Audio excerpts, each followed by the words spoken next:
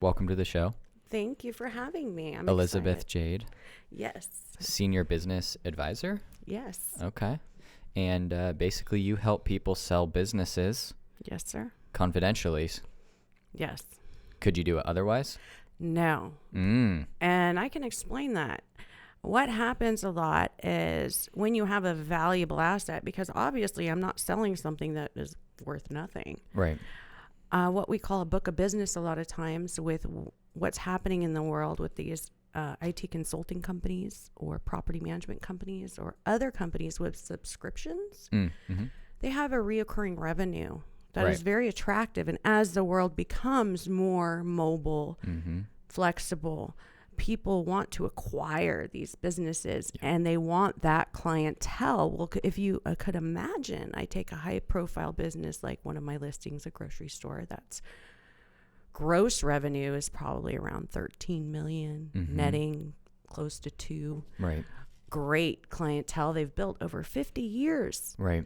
If I were to tell people who they were, immediately you would have a swarm of people trying to take that from somebody. Right. Same with the IT consulting. They're based on their confidentiality of their public and private contracts that are reoccurring income with their clients. That's something they hold confidential. Right. That gets out, and then you have everybody and their mother trying to take their clients. Right. So how do you, as a person who's trying to sell this business for the owner, essentially, you're acting as an agent, right? Yeah. Right. And so what approach do you take to giving as much information as possible to make the listing look attractive and worth what it is worth without divulging the information you're not either allowed to or shouldn't because it would cause problems? Well, when you see our postings, you'll see there's no location specific. There's not specific information like who they are, where they're located, who their clients are, what exactly type of contracts they have. We can give generalized information, and we will purposely change that to be as general as possible. Right. So identifying markers. So that's what you're for sure going to omit. Yes. And we have a very clear process in order to screen people appropriately. Before they get to know. Before they even get to know the name. Yeah. There are confidentiality agreements. There's profile. There's verifications. There's financial statements. Right. Like, do you have to be able to prove that you can even buy it before you can even... It's like a qualification deal. We all have to. And if people don't like that, then I just say, great. Well, let me know when you do. Yeah. Because because if you can't buy it anyway, you can't buy it anyway. Yeah. And there's no point. So what's the difference? There's no point of what happens in this industry of people say business brokers. I like to say advisor, because my relationship with my seller starts 6 months before I even take this to a market, because I'm learning their business. I'm going through and qualifying them. I'm talking to their CPAs, their everything.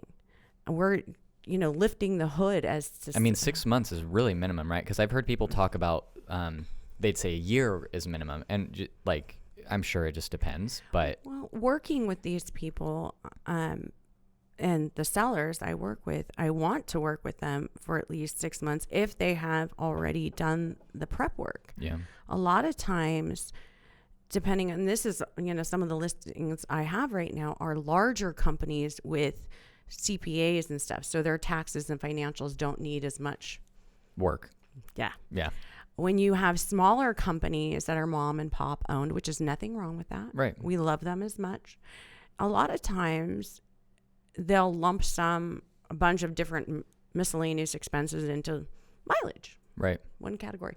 That is going to cause conflict with SBA lending, with other avenues as the process evolves, because then there's going to be questions. Well, doesn't it make the business technically less valuable too, because as it is, because in some senses you're like, well, we're not really seeing the true picture.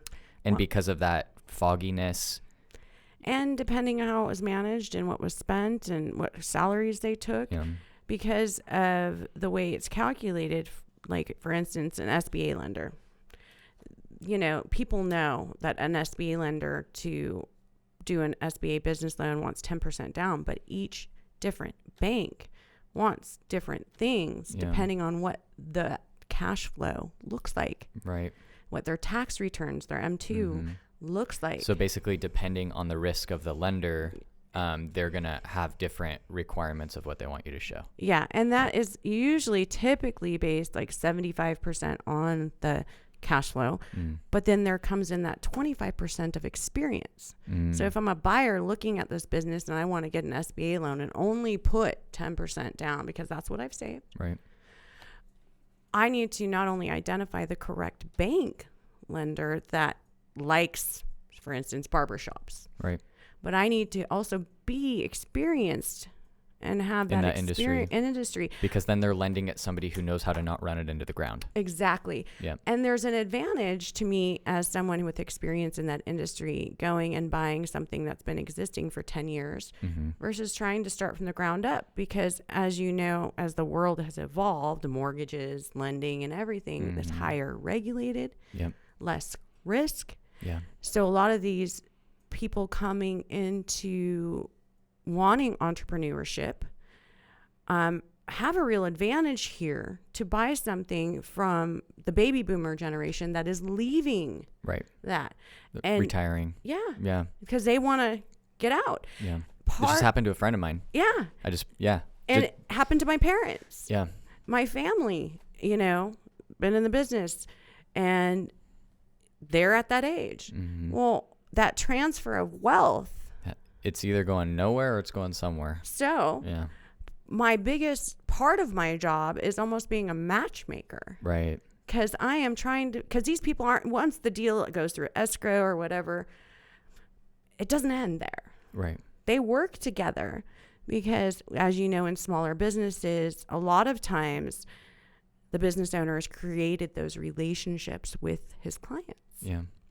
So one of the biggest things I always tell small business owners too is you need to start letting your employees have those relationships and, because basically it needs to, the relationships have to exist without you. Yeah. Yeah. If you ever want to sell. Yeah. I mean, we can do it, but it's sticky sometimes. I mean, there's always going to be a real possibility for exit. It's just how graceful are you going to do it? Yep. And depending on the type of business, it's like people say, well, what kind of businesses do you do? I go, well, it's not what I do. It's, I don't usually take restaurants because they're a different animal. Honestly, there's so many moving parts and so much more going on in licensing wise that is a really specialty area. Right. And I have people I recommend to particular brokers that do it. Right. Or like my parents' business who are in the medical field, there is a business broker that just does dentists in medical field. Right. Which makes sense. Sure. I gravitate towards property management, IT, manufacturing, distributing, construction because of my legal background as well as my background in property management, housing, real estate. It's because you're familiar with the industry. Yeah. So, I mean, I have 20 years since I was 18 working with private public partnerships and doing large developments and doing property management and doing IT and doing all of these other areas. So all of that experience of mine, I now get to take as an advisor, and help people gracefully exit from something they built in love, and pass that wealth on to somebody who's going to love it just as much. Yeah, and that's, I mean, the idea of just acquiring a business system that is done sounds so attractive when I think about the past few years and building your own. Yeah, it's wild. It's like all of us who try to build something new, we're all nuts, but there's a passion to it. There's a love of it and for it, and there's a reason why we chose to do it. But you do hit that point at some point where you're like, man, it would be nice to just be able to just buy something that's ready. And there are those, but either way, it takes a lot of blood, sweat, tears, passion, love, dedication. Yeah. I always tell people it's 9 months. You ever had a kid? Yeah. It's a and then after that, you still get to work together. And so, finding the right people that communicate the right way. But leads me into why I joined a larger firm like M&A Business Advisors, rather than, because I'm sure you've done some research and see there's a lot of individual business brokers. Sure, that would make sense. Yeah. But with the umbrella I get to work with people who've been doing this for 35, 40 years. Right. Top of their field. Right. In Reno, Nevada, Southern Cal, Northern Cal, that all have niches. Right. So unlike the industry typically with business brokers is no cooperation. Right. Oh, that's interesting. Yeah. Yeah. And there's in my perspective, people may think differently. I think we need more women. Right. I'm always rooting for the women to enter this industry. It's a great industry. It's high risk, high reward, but the collaboration aspect is definitely something I'm gearing towards as I grow, in the Sacramento, Northern California region, being able to not be an island, right, and spread that network of collaboration, right, because I think that's important too. Because when you take on new businesses, nobody knows everything. Right. Yeah, it's good to have peers. Yeah. Yeah. And a process. M&A Business Advisors, one thing I love about, some of the founders like Bill Garcia, who I work with daily, they created these processes and did this because they have 35 plus years of experience. Yep. And I've been down that road. They said there's a certain way things work and things don't work. Yeah. Yeah. And you're not alone. Yeah. Well, that's the value of acquiring a business that works. Yeah. Is that because you didn't have to go figure out what those processes need to be and to implement them, which is two different things, and they're both a lot of work. Yeah. Yeah. And that's where a lot of my strength, I will admit, came from operations advisory over the years before I became just specifically an advisor. And then, as they say, broker in the business, doing acquisitions. I worked with a lot of companies, even startup tech companies, to get their operations in compliance with regulations for state, federal government. I even spent some time working directly with counties and cities in order to understand every aspect of when a business comes into a town, what kind of licensing they need, where to get that licensing, how to ensure that licensing stays updated, the Secretary of State, the individual offices, everything. Yeah. I mean, that's just dealing with regulation alone is a full-time job. Yeah, it's a big deal.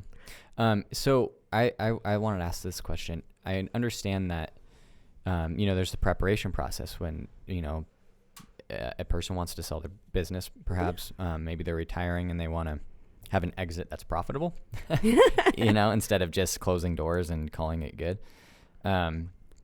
What's the sort of things that you help businesses prepare for? Maybe some things that a lot of them don't do until it's time to sell.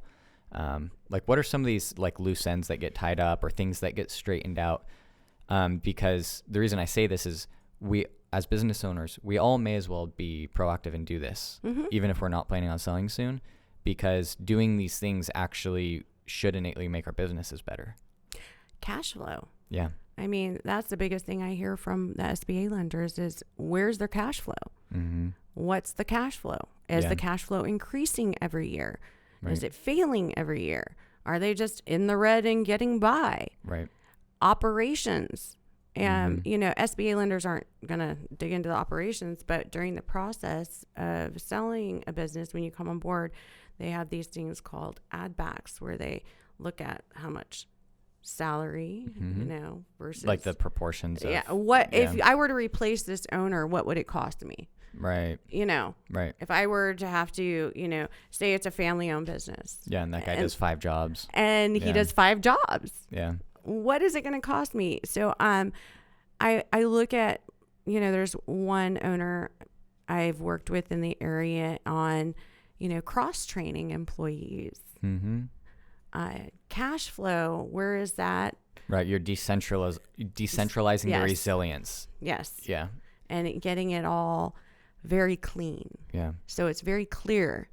Now, even though P&Ls are important too, but do they match your tax returns? Right. I mean, Right. I know that sounds obvious, but it happens Right. where there's Bad discrepancies. yes. Yeah. There's, are there any loans? Mm-hmm. Right now we're dealing. Are we seeing everything? Yes. Yeah. Is everything clear? That seems like the most general important consideration is like, are all of my items in order? Mm-hmm. And is all of this really clear and easy to understand?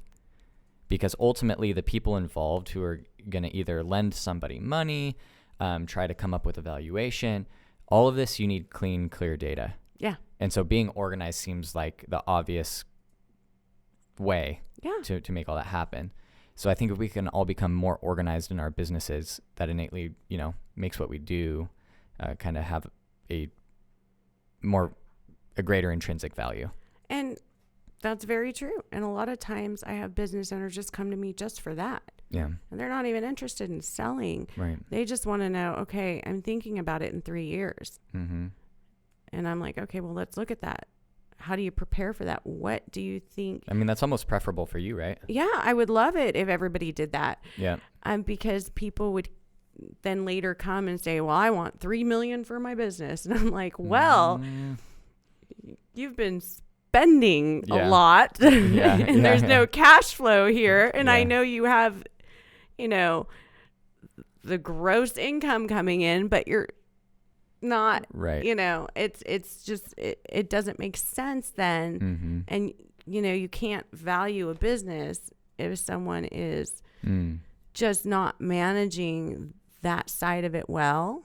So who's responsible for the valuation? I mean, does your seller come and tell you what they think they want or what they think it's worth? And then do you have to get like a third party involved to do the valuing? Is that what you guys do? How does that work? There's a whole process I laid out here. Right here. Yeah. So it's called an opinion of value.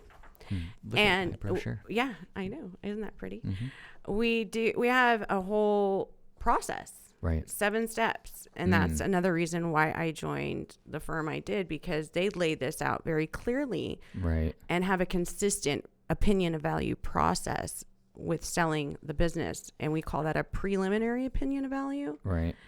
And preparing your business, going through this 7-step process to conduct the due diligence, make sure everything goes very smoothly.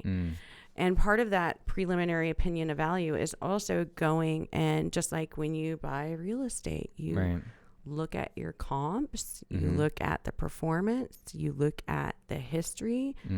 A lot of times I get full reports on the industry. I use different sources, BizMiner, Biz Buy Sell, as people know, is a big one for business brokering.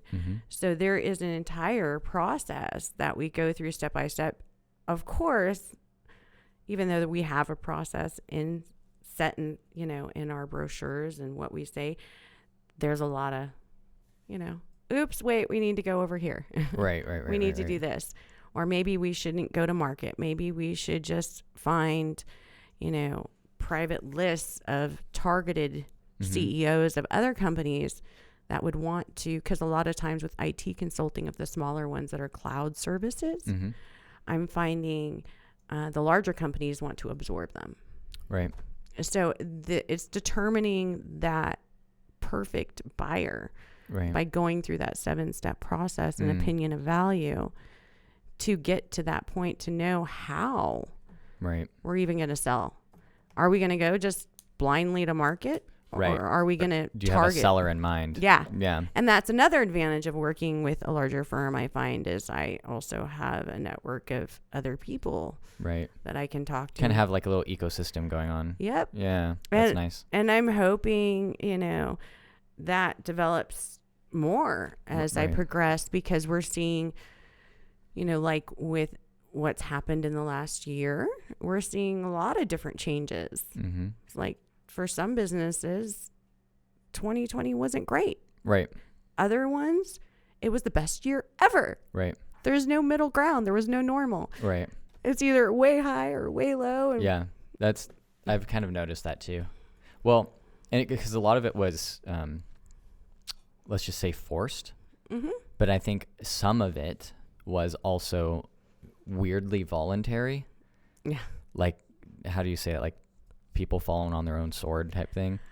I noticed that's the back and forth of corporate America meetings, they call it. And let's have a meeting about this. And then we'll have a meeting about that. And then we're just not going to do anything. And we're not going to, make a decision. And I think a lot of confusion and decision-making abilities, because of the confusion of everything going on, just kind of created their own. Mm-hmm. Well, I just noticed a lot of like winners, like in the past year, basically just kept moving forward. Mm-hmm. That's why I actually... I'll just word it that way. Yeah. Well, 2020 is when I joined M&A. Yeah. For that reason. Yeah. Because I know I've been an entrepreneur most of my life, that I knew how to get up in the morning and Right. properly conduct myself in an appropriate manner to Right. deal with the world around me and get to work. Yeah. And I didn't have to think about, like some of the larger companies that completely decided to shut down. I didn't have to think about 100 other employees, Right. and what I needed to do for them. Right. Yeah. And so, I just kept going. Yeah. Said, okay. And you just change as you go. And those are the people that I think are the most successful entrepreneurs, that get creative, adaptable to change. Well, they know where they're going already. Yeah. And it doesn't matter how you get there. Yeah. Well, and it's like, there's a lot of distractions. They come in a lot of different forms. There's, if you get too caught up in what the community thinks is as important as that is, it's like sometimes like the government's saying one thing, but there's like different parts of the government that are saying conflicting things. And it's like, how can anybody live their life, let alone run a business, at the whim of everybody else's input? Well, that's true for everyone, because a lot of government agencies, if you look at government in general, it's not just one government. We just don't have a federal and state. We have licensing boards. We have regulation boards. We have EPA. We have all these different administrative departments, communities, counties, city. So a lot of times, like, my family's businesses that are in the medical field, they had to talk to like 4 different agencies to figure out what's going on. What do you want? Yeah. How do we stay open so that we don't lose our business? Yeah, and a lot of times it's, well, we don't know. We're waiting for them to say this, and then that agency's waiting for a different agency to say this, and ultimately it's... Look, to me, when that's the situation, when it's always, well, we're not really sure, there's a lot of finger pointing, and that's the time to just be like, okay, well, when you guys get it together, I'll get it together and sync up. Tell me what you need. Yeah. And that's what, my family did, and other businesses that my family and friends or clients own. I said, we're going to do the best we can. We're going to prepare to repair when they ask us to. Yeah. And we're going to move forward. Yeah. And well, I mean, what other choice do you have besides quitting? I mean, some people chose the opposite. Yeah, I know. And that's up to them. No shame in it. Do what you got to do for you. I'm a big fan of inventive, or that entrepreneur kind of innovation. And I sometimes say I wish we had more of that in government at times, because we really need it in times like this. Yeah, the problem is there's no incentive. No. I mean, that's just the real truth, right? I mean, it's almost impossible to get fired from a government job. So why I mean, look, being a good person and doing the right thing is the answer, but ultimately there's going to be a lot of people who just don't live like that, and if they don't have incentive to do the right thing or make a positive change, they won't. And in government, there is no incentive, because you're not paid on performance. You're paid on being alive. There's a process for a process. And I admire people who have stuck through and done great things. I think Placer County is most impressive to me for that. I've actually worked with a lot of the leaders in this county. Mm-hmm. They have one of the biggest health and human services budget in California. They do innovative things all the time to help their community. Right. It's commendable. Right. So I think allowing counties and cities to have that independence of innovation is hugely important. Yeah. Yeah. Giving the branches of government that are closer to the people. Yeah. Because I know it's like little incubator villages are popping up. Mm-hmm. I've been partnering, people like you. Yeah. I have, in Auburn, where I do a share co-op office to get out of the house because I can work from anywhere. Right. I find partnering in my community with other entrepreneurs to support them support me. Yeah. It's like planting little seeds for the future. We're developing these little villages of support. It's true. I mean, among all the business owners locally, there are, there's like little kind of like, I don't want to say cliques because I don't want it to sound like exclusive, but just like, there's like, it's good to try to know everybody, and it's great because, I see people over there collaborating and doing something and I'm like, oh, that's interesting that those people got together and started doing that. And it actually makes sense. And I'm sure it's going to be really cool. And we're all enthusiastic and we're all trying to make a difference. And I think it really makes, it's a major factor of what makes living here great. Oh, I mean, I think I've told you a little about my personal experiences. I mean, when my dog got lost, the whole community came out to help me, and you're not going to get that down the road, they say, in larger cities, that support. I mean, I spent most of my upbringing and youth in big cities, Bay Area. My family migrated up here over 20 years ago. I wish I would have done it sooner. Right. The loyalty is different. Yeah. There's a stronger support of the community to thrive in times of stress or chaos that have gone on up here. And we protect that. Yeah. We want to protect each other. Yeah. And I think there's a large portion of our community that understands that they understand that their support of the local businesses is what keeps us here. Yeah, it's the only thing that keeps us going. There's definitely a portion that does not understand that. And that's... Well, we do have new blood coming up the hill these days. I don't know if you read the reports, but I think El Dorado County got hit the hardest with people migrating from San Jose Bay Area. I could just see the headline now, like Flatlander invasion. I mean, it was just, and I meet people every day in downtown areas of Auburn and Grass Valley that are coming up here. I've talked to the business associations. They're like, we are getting hit hard. Hard. It's like, what is the real pandemic? Yeah. Could it be? And I try. Just kidding. We love people. We love all people. We do love all people. And we hope they migrate to our ways, understanding that there is a sense of loyalty and protectiveness, even of the kids. I love Nevada City, Grass Valley, Auburn, these other areas like this, even, because during all the chaos, I saw kids playing. Right. I saw kids still community-wise helping each other. I dedicate my 2 days a week still to helping single parents in the area who had to work. Right. And didn't know what to do. So I started, I would work from their house and homeschool their kids for them. Oh, that's super cool. And go in there and be like, okay, let's do because there was a couple with medical issues. And I'm like, you can't just leave these kids. Right. So, I mean, because I was a foster parent and a parent myself for over, my oldest is turning 26. Oh, my Lord. I pitched in and said, okay, well, I can work from anywhere. So why don't I come to your house and help you? Yeah.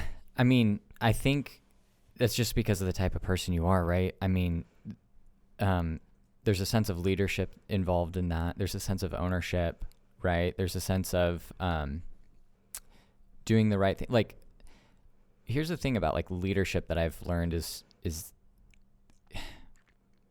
I think some people think of leadership as like the person on top. It's like, no.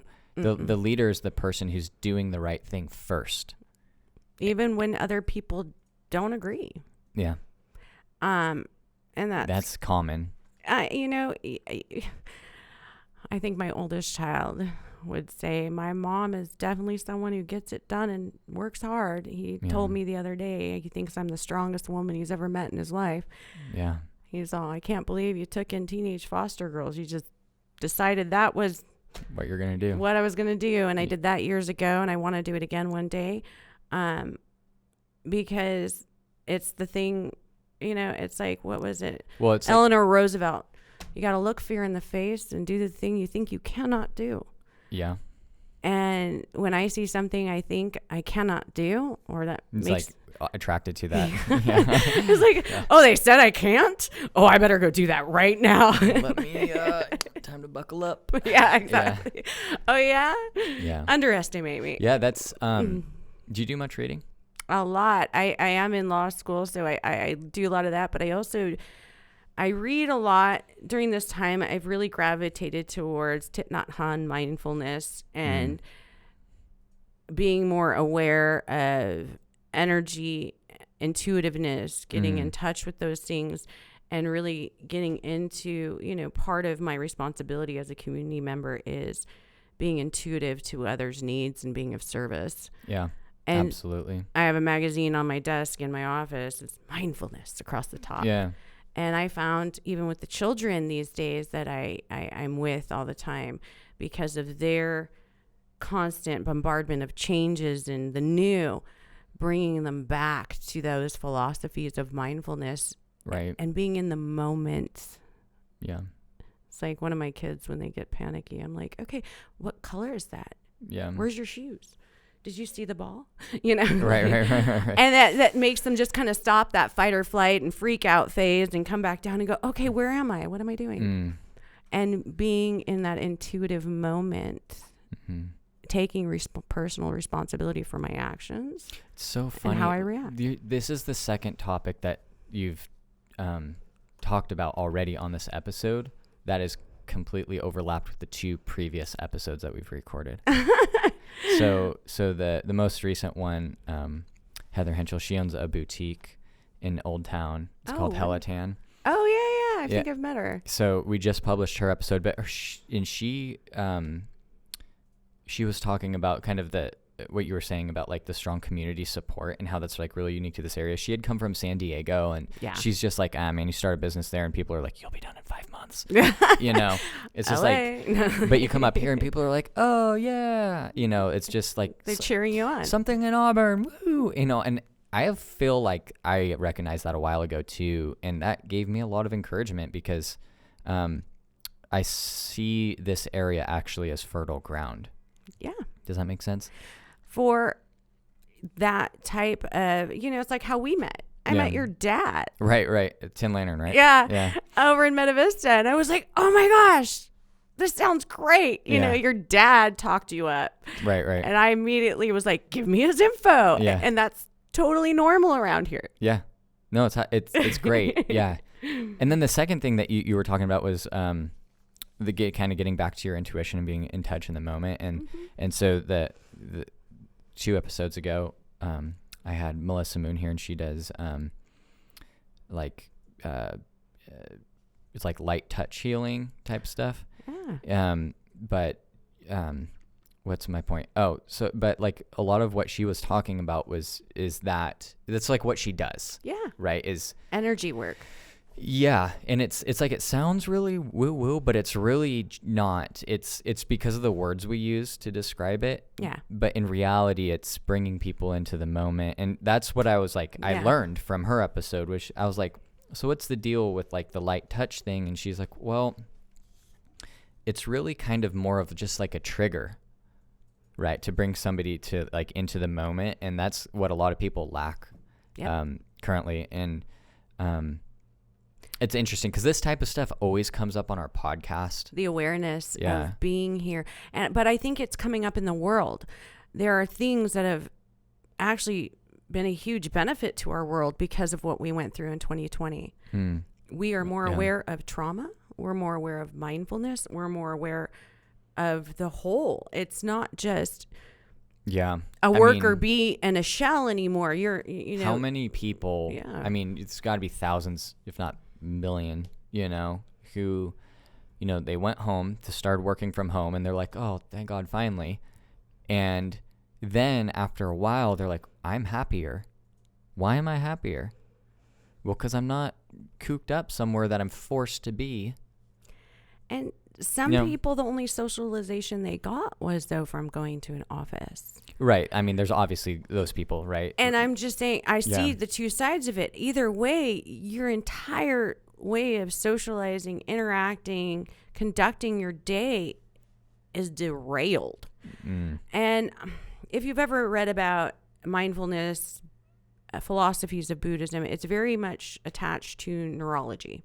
That makes sense, as everything should be. Neurology says that meditation and these methods of getting in touch and connecting and taking that time, even if it's 15 minutes, I tell people, take 15 minutes, be aware of where you are, touch in with yourself and connecting those elements. I think a lot of employers and people and everybody are becoming more aware of the need.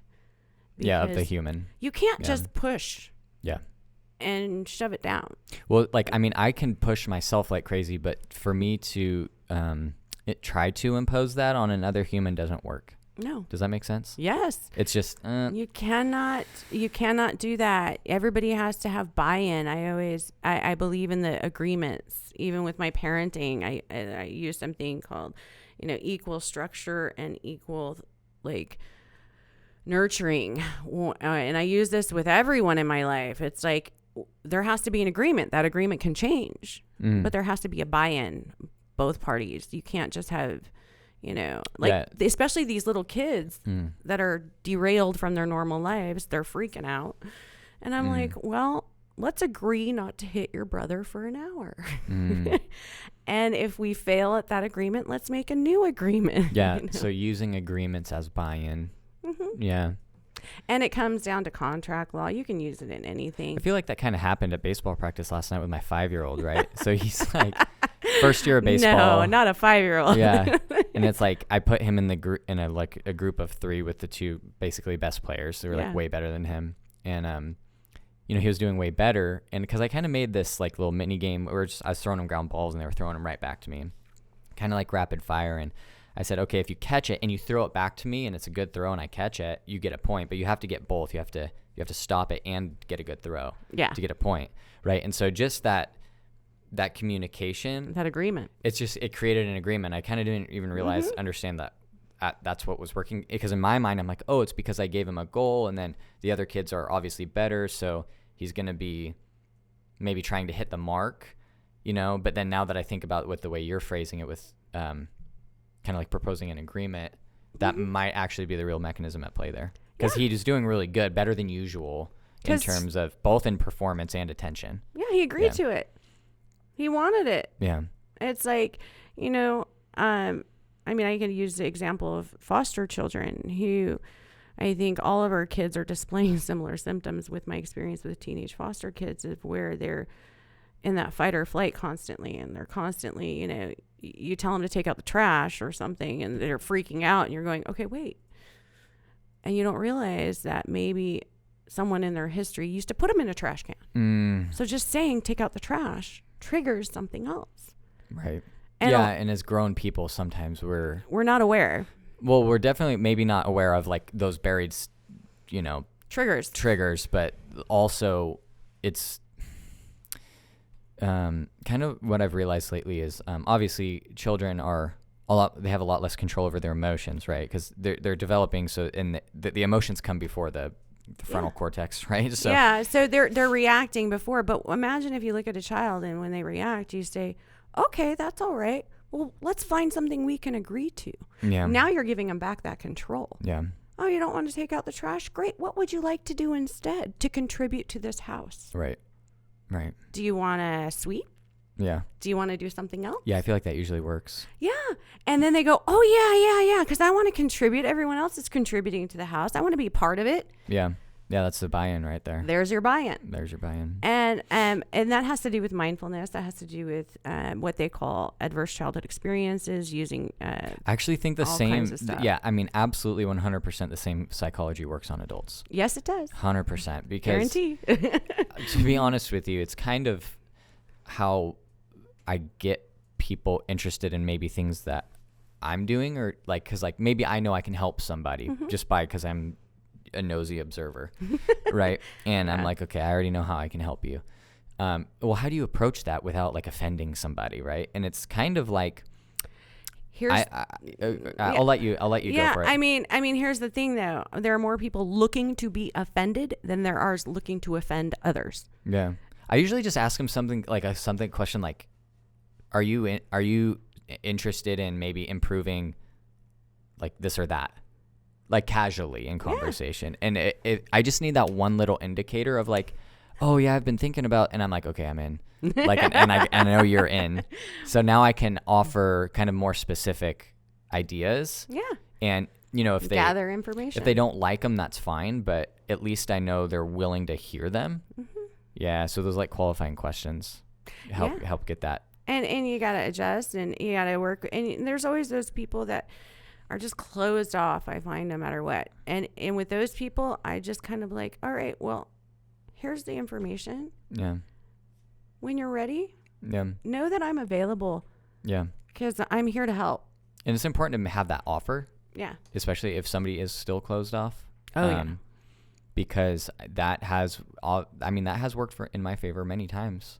Where at that time, they were not only were they not interested, they were almost annoyed with your presence. Well, they thought it was probably, like I said, more people looking to be offended. You asking that question brings them to their insecure moment of going, well, does he think I'm not doing it right? What does he think? That could very well be it. And that's where I think a lot of people get caught up in their own thinking, and why I'm constantly reading about, different philosophies to change and control my own thought pattern, to be more open and intuitive to other people's needs. Because in my business, I work with all of these types of personalities. Right. And I need to be able to switch and go, okay, wait, wrong question. Yeah.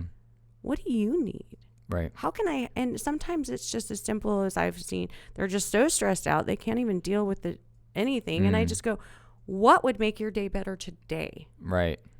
Do you want me to get behind the counter and serve coffee for you at your coffee shop so you can go focus on something else? Right. And then when you're done, if you still want to talk to me, we can talk. Yeah. Because part of my business is making those relationships just like you. Mm-hmm. And being of service. Yeah. And going, okay, wait, what do we need to do? If we can't start the conversation with this, where do we need to start? Right. Yeah, and a lot of times you have to leave it super open-ended, kind of like you were talking about, like with the children doing the housework, because what's been I've noticed has, whoa, it's all right, I lost my headphones, but sorry, that's all right. Did I do that? Yeah, it's fine though. What I've noticed is that I can offer like a really, really vague question, like this would work in like kind of like a cold situation where you kind of call the person where there's like no warm up at all, and you're just like, literally, I'm interested in knowing how would you really want to see like your marketing look, just generally, and usually it's like, well, I wish I just didn't have to do it like at all. Yeah. And it's kind of like, okay, that's a really revealing question, because now I know that the best thing I can offer you is more. Yep. But a lot of, let's just say sales people, maybe who are in sales, don't realize that offering more is often the better solution. And they like almost try to do a smaller and smaller deal because they think it's more and more palatable, but it's actually making it harder and harder on the business owner, because that means they're not relinquishing or delegating that responsibility elsewhere, and they still have it on their plate. They don't want that. No, and they want to do a sale. They don't want to. I find some of the hard, cold sales people are after quick and easy. And it's not easy to actually be good. Oh, I probably shouldn't have said fully cold. Yeah, Maybe somebody yeah. I know at least, which is like a lot warmer than cold. That's a lot warmer than cold. So you're I not should have said blind. I should have said out of the blue. Yeah. Yeah. Yeah, and that makes sense too. But you know enough going in to know, more about them and what somewhat of what the aspect of their needs are. Yeah, making it about them. Yeah. Because honestly, small business owners have had a really hard last year, and a lot of them have lost or gained. And sometimes they get to that point, even if they've gained, that they don't have the cash flow to support the people that are needed to support the growth. Right. As you know. It's a chicken and the egg thing, right? Yeah. It's like why this How do I do that? Startup world is like obsessed with funding, Well, there's not a lot of that going on. Yeah. Well, I mean, I guess, you know what I mean, though. Yeah. Like everybody's talking about, like, oh, we raised this, and it's like, okay, cool. I mean, like, that's really wonderful, and that's how a lot of ideas actually end up happening. Yeah.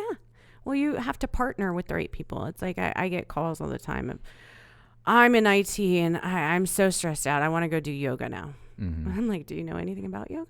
Yeah. Oh, like do a yoga business. Yeah. And I go, I'm glad you want to do yoga. Hooray. Thank you for discovering your passion. Yeah. No, I don't. Yeah. But I just want to find somebody who'll fund me. Right. And I look at them kind of like, well, what about finding a partner? Right. What about finding someone who believes in your idea? Because that's what you do with an idea. You share it, you grow it, you nurture it, you water it, and you find other people who like it. Mm-hmm. And then it changes the world you're in.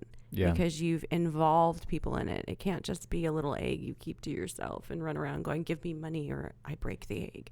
Right. It has to be, I think that's really my message to everyone this next year is collaboration. Yeah. We need more of that. I feel like that's what I'm actually most focused on at the moment. Collaboration. Coincidentally, yeah.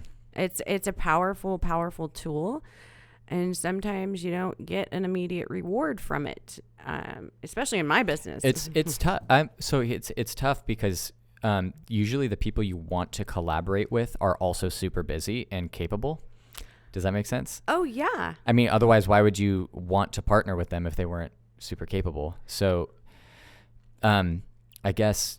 So what I'm learning is like, it does take a lot of back and forth and a lot of like. Figuring it out. All right, well, let's try this. Let's try it a little bit more. Let's try it a little bit more, I got ideas up my sleeve that I'm working on that I'm not sure exactly how long it's going to take for them to materialize in terms of collaborating with other people. But I know that the consistency will pay off. Yeah, because maybe, it's like when I meet somebody, I'm like, I have this idea in mind. And I'm like, oh, I want to collaborate with them for this. But then it turns into something totally different. Yeah. And I find out, wait, they have a passion about this. And it's like some of my nonprofit people, that I talk to all the time about a lot of nonprofits are popping up to support our children and our systems and stuff and our children in our systems. And not everybody has the same goal, but part of my message to them is, I can do anything, but are we going to collaborate and share data and share information? Because ultimately the bigger goal, what is that? Here's the top goal and here's your little goals. Yeah. So how do we, work in the same circle? Yeah. And it's interesting to try to feel people out because some people are like the all-in type and some people are a lot more like conservative to their like thing. Cause like I've made offers to people like, hey, maybe we could set up something like this. And they're just like, yeah, I'm not really interested in that because then we have to like track it and da-da-da. And I'm like, okay, well that's fine. Suit yourself. I'll just do it with somebody else. Well, but then other people are like, they're like begging to get it. And you're like, okay, now you're more enthusiastic about it than I am. And I have to figure out if I'm going to match your enthusiasm, I need a plan here. You know what I'm saying? Oh yeah. I get really, you've learned with me, I'm sure I have a lot of energy. Yeah. I'm like, whoa. It's like people say is there anything you don't do? I go, not really. No. Yeah. Yeah. Yeah. I'm kind of open to, doing what we need to do. But I call that multi-potentialite yeah. type people. Yeah. Well, my problem is focusing.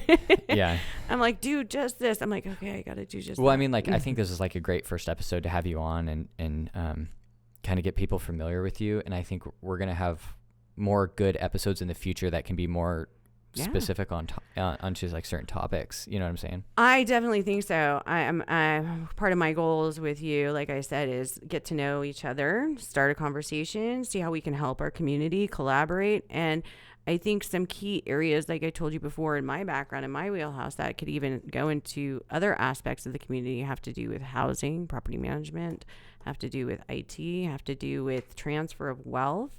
I think, like I keep on saying, we have a lot of young people around right now going, what do? I don't have a corporate job. And I'm like, well, there's other things you can do. Right. And then I have 70-something-year-old baby boomers going, I want out of this chaos. Yeah.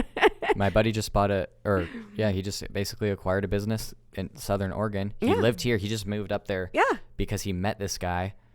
And he just, I don't know how much he bought the business for or anything like that, but like, he's so stoked right now.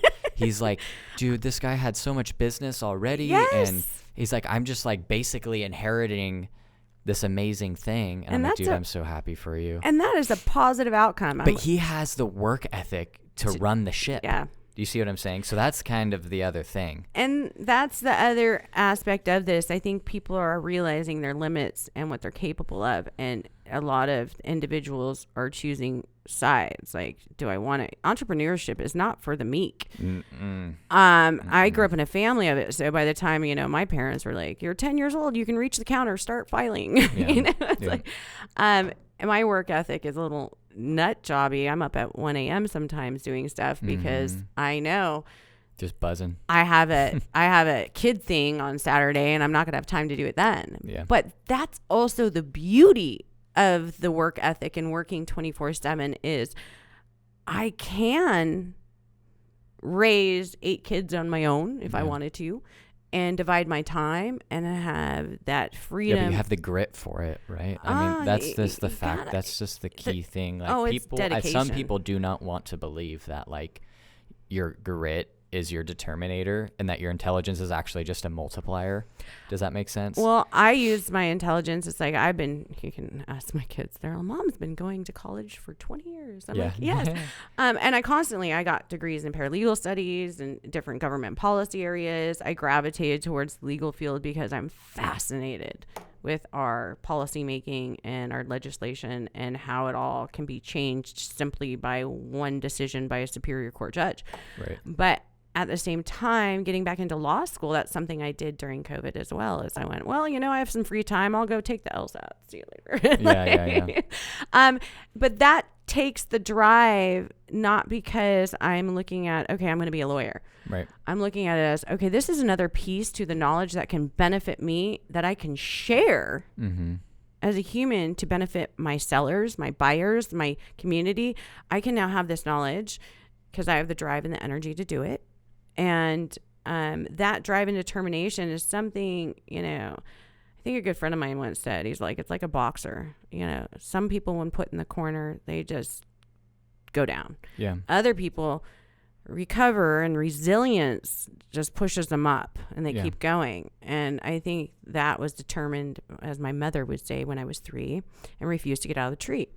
But she's like, I'll give you cookies. Nah, it's cool up here, Mom. I'm good. You're going to get in trouble. It's okay. I'm doing my thing. Yeah, now. I like the tree. But that's something I've always had is I look at, and I also am a spiritual person who believes that when things come to me, it's because I'm capable of doing it. I just have to find, like I said, I got to face that fear, look it in the face, or that challenge, and do the thing I think I cannot do. Yeah. And change. Yep. And no, not everybody has that in them. Yeah. But with people like you and other people I work with, when I hit that breaking point or I don't know point or that wall, I am able to reach out to them. Yeah. And say, all right, what would you do? Give me some ideas. Yeah. You know, collaboration. Yeah, and there's humility, intelligence mixed up together in that outreach. Yeah, well, Yeah. Grandma always said, you don't have a good day until you learn something new. Yeah. Mm. And I always tell people, they're like, how's your day? I go, well, I haven't learned something yet. Teach me something. Teach me. I kind of want to, I might adopt that. I'm pretty inquisitive anyway, so. Yeah. Yeah. It's like I tell people, they're like, how was your day? I go, well, I don't know yet. What do you got? You got some new info? I need, you know, that's, Give me it's something like, here. and now that I've trained my brain through all these techniques to crave that new information and new way and change, it's like I can't go through a day anymore without being like, ooh, where's some sort of information I don't know about yet that I can learn, that I can adapt to, that I can create something with. I love this because it's like it totally makes sense that like you're totally into this like get like intuitive like let's get back to the like because it's like that is your counterweight for your like buzzy side. For my legal, logical, rule regulation side of my brain, my counter site is the ability to adapt and change. No, I'm glad you figured that out because left and right. Yeah. As you said earlier. Well, that's why I play sports left-handed, right-handed, and try. And I mean, I even sit there some days just purposely doing things ambidextrous just to keep those sides and be aware of those sides. That's working funny. together. I don't definitely not everybody has that like doing hard things because they're hard, just because it's not like an addiction, but it's like a your brain is subconsciously recognized that doing the hard things is what propels you forward. And so those little like micro actions of like, screw it, I'm going to try to write with my left hand. That looks terrible, but I can get better. Yeah. Well, there's actual psychology books on the mindset of people who try things and when they fail, they go, oh, I can't do it, versus the person who goes, hey, that is a great lesson of how to not do it correctly. Yeah. So let's try this way. Yeah. And there's actual psychology, I forget the name of the book, I'll give it to you later, that says, you know, even as a child or something, you can retrain your brain. Right. It's absolutely. And a great story I'll share with you another time is my daughter, when she was born with seizures and had, you know, bad MRIs, and they couldn't explain it. And they said, well, she may never walk or talk again. And I'm like, look at them. And I go, well, we don't treat brain scans. We treat children here. Right. So we're going to defy. You know, it's not like an 80-year-old with a stroke with a brain injury. Yeah, they can't learn to eat with a fork in their left hand. But just like a child, no matter what they found in life, kids can sometimes have brain injuries. And you never know because they've adapted and learned to do things a different way, to rewire, just like that trauma or fight or flight. We can do things to adapt and change, to teach ourselves to be more adaptable. Yeah. Yeah, our minds are incredibly resilient. And but it takes work. Yeah. And I can tell that you keep yours in a growth state all the time. It's kind of crazy. It drives a lot of people nuts. Thank you, loves of my life that support me, family and everyone. I know. You know, it's just like they know no matter what. The good thing is they know no matter what happens to them in their lives, I'm going to adapt and change, and I'm going to help them. You know, nothing's too big. Right. So nothing's too big. I think I want to. Why don't we end it on that? Nothing's too big. Nothing is, and I'm looking forward to coming again. Absolutely. Thank you for coming on the show. Thank you.